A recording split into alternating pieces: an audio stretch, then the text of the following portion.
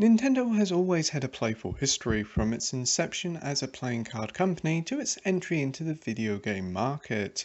During the Wii and DS era, this showcased their playfulness perfectly with the incredibly popular Wii series that sold millions of copies and brought many people together to play video games, some of whom would never even touch a game.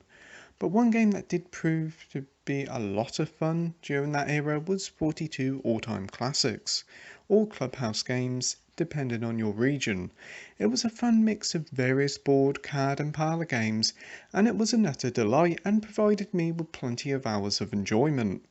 Now, during these times of lockdown, it seems almost like a perfect time to release a sequel with Clubhouse Games 51 Worldwide Classics. We have a perfect game to keep families occupied during these uncertain times. 51 Worldwide Classics include probably what you might guess 51 games, but actually it contains 52, with a cool little piano being a hidden game, which is a nice little extra.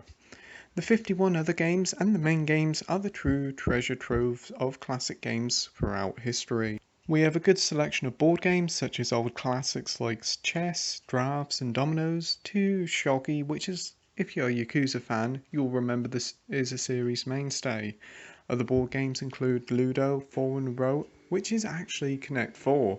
There's also plenty of card games to choose from, like Speed, Blackjack, Texas Hold'em Up, Sevens and Presidents. There's even a nice little hint to Nintendo's history with their own card game, Hanafuda, which uses a Nintendo-themed deck which the company gave away as a Club Nintendo reward many moons ago. We also have a nice selection of other sorts of action games, which sees the return of some lovely favourites from the Wii days, such as a great recreation of bowling that brings back memories of Wii Sports and actually does play really well. There's also tanks, a minigame returning from Wii Play, but it's much more expanded here, as well as the Duck Hunt inspired shooting minigame, and again, both are really fun to play. The selection continues with billiards, darts, slot cards and even a fun few toy sports games based on boxing, baseball, golf and football, and they're all pretty enjoyable, but I'm not that keen on the bird's eye view of the golf minigame. We also have a fun 6-ball game which sees you playing a Tetris style game that sees you matching 6 balls of the same colour. It's incredibly addictive and probably my favourite game in the collection. You're probably wondering if there's any duds in the collection, and well, to be honest, there isn't really many. All the games are well presented, though the controls for darts can be a bit of a pain, and billiards seem to be lacking in some of the options. Also, golf is a bit limited too, with only a few holes to choose from. Though what games you actually like here may vary on your appreciation of card and board games. With the lots of games included in this package, there's going to be a few, if loads of games you've never heard of, so instructions are a must. And Nintendo has done a pretty decent job here with a small presentation and overview of each game, with these little characters discussing the game with plenty of corny dialogue. Thankfully, there's full instructions that you can read and then much more in detail, though some may still find it hard to understand as some info for a few games are a bit limited. What is a board game collection without multiplayer? And thankfully, multiplayer here is in both online and local flavour. Local play can see up to 4 players playing with one Switch with Joy-Cons. There's also an option where you can play with multiple Switches. That is perfect for many card games, so other players can't see your hand. A nice throwback to the DS days is this free-to-play version, which allows you to play a few different games on your own, or the free version allows you to link up with someone who has the game so you can play different games locally. It's a great addition for friends and families to get to play without having to fork out for another copy. Local play also sees a return of the Switch's coolest and most underused feature, the ability to link up multiple Switches to make the play area of certain games larger. A good example of this is Slot Car Racing and the extra hidden game Piano, which makes the piano much more bigger with more switches together. Overall, it's a fun inclusion and I'm glad it's back. Online play is here and you can play with friends and strangers across the world. Online play is fairly simple. You pick 3 games you most like to play and then the game searches for like-minded players with your fondness of Connect 4.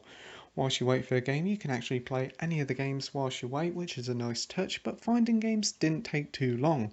The netcode is actually pretty stable here and runs without any lags or problems. When playing in multiplayer, you should know that not all 51 games can be played in multiplayer, as some are single player only, some only support a certain amount of players, and some only play with Joy-Cons. So depending on what game you want to play with how many players, your variety of games may differ. Talking about the length now, and this is where it gets a bit difficult, as it really depends on your enjoyment of the games on offer here. But of the games on offer, each of them has a different range of modifiers such as difficulty and rounds. Some games offer a small amount of content like the shoot and gallery minigame, but others like the Mahjong Solitaire, which has 60 odd different levels. There's also mini achievements called medals which pop up when you get a high score or win, and there's well over 100 of them and will take you some time to unlock them all. We also have a globe thing called guides, which shows a globe with loads of different characters talking about the history of the games and different playlists of games you can play. It's alright, but it's nothing really to write home about. As for the presentation, the game has a lovely sort of retro vibe, sort of taking you back to the days of yesteryear where families used to gather around the table playing these sort of games instead of being stuck on their phones or devices like they are these days.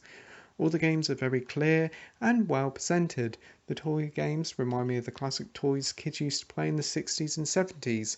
It's a very well designed package with a lot of charm to it. Conclusion time now, and 51 Worldwide Classics really does feel like the perfect lockdown game. It's a generous package that's filled with many different classic games that will see families getting together around the table to enjoy, whilst also being very enjoyable for single players as well.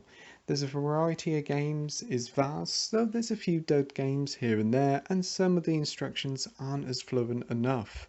Multiplayer is a blast, so depending on your setup and how many players, your variety of games may vary.